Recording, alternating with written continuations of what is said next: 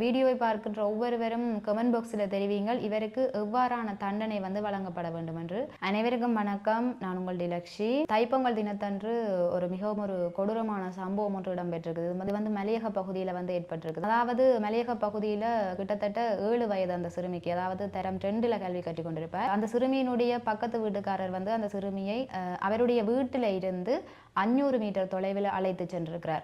அங்கு அந்த சிறுமியை பாலியல் வன்புணர்வுக்கு உட்படுத்திய பின்னர் அந்த சிறுமியை வந்து அங்கேயே விட்டு அவர் வந்து தப்பி சென்றிருக்கிறார். அந்த சிறுமியை நீண்ட நேரமாக காணாதால் அதாவது வீட்டுக்காரர் மற்றும் அங்கு பக்கத்தில் காணப்படுகின்ற அனைவரும் வந்து சிறுமியை தேட ஆரம்பித்திருக்கிறார்கள். அதாவது 4 மணித்தியாலத்தின் பின்னர் சிறுமியினுடைய சத்தம் அலறல் கேட்டு அந்த சிறுமியை வந்து மீட்டிருக்கிறார்கள். அப்பொழுது அந்த சிறுமி வந்து தனக்கு நடந்ததை வந்து தனது தாய் தந்தைக்கு வந்து கூறியிருக்கிறார்.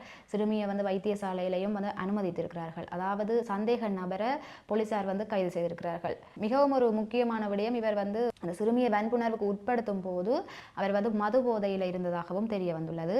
உங்கள் அனைவருக்குமே தெரியும் 7 வயது என்பது எவ்வளவு ஒரு சிறிய வயது. இந்த சிறுமிக்கு ஏற்பட்ட நிலைமை வேறு எந்த ஒருவருக்கும் வந்து ஏற்படக்கூடாதா? இவ்வாறான வன்கொடுமைகளுக்கு வந்து பாரியளவான தண்டனைகள் வந்து வழங்கப்படுவதில்லை என்றுதான் நான் நினைக்கின்றேன். அதாவது அவ்வாறான தண்டனைகள் வழங்கப்பட்டால் நிச்சயமாக இவ்வாறான செயற்பாடுகள் வந்து ஒருபோதும் இடம்பெறாது. ஆகவே நீங்கள் ஒவ்வொருவரும் உங்களுடைய கருத்துக்களை தெரிவியுங்கள். இவருக்கு எவ்வாறான தண்டனை வழங்கப்பட வேண்டும் என்று. மதுபோதையில் இருந்ததால் தான் அவர் இவ்வாறு செயற்பட்டார் என்ற காரணமும் நீதிமன்றத்தில் நிச்சயமாக அவர் வந்து தெரிவிப்பார். நிச்சயமாக அவருக்கு வந்து மிகவும் ஒரு மோசமான தண்டனையை வழங்க வேண்டும். அதாவது நீங்கள் இவ்வாறான ஒரு செயற்பாட்டை செய்துவிட்டு அதற்கு எந்த ஒரு காரணமும் தெரிவிக்க முடியாதா? நன்றி சொந்தங்களே, மீண்டும் ஒரு காணொளியில் இணைந்து கொள்வோம்.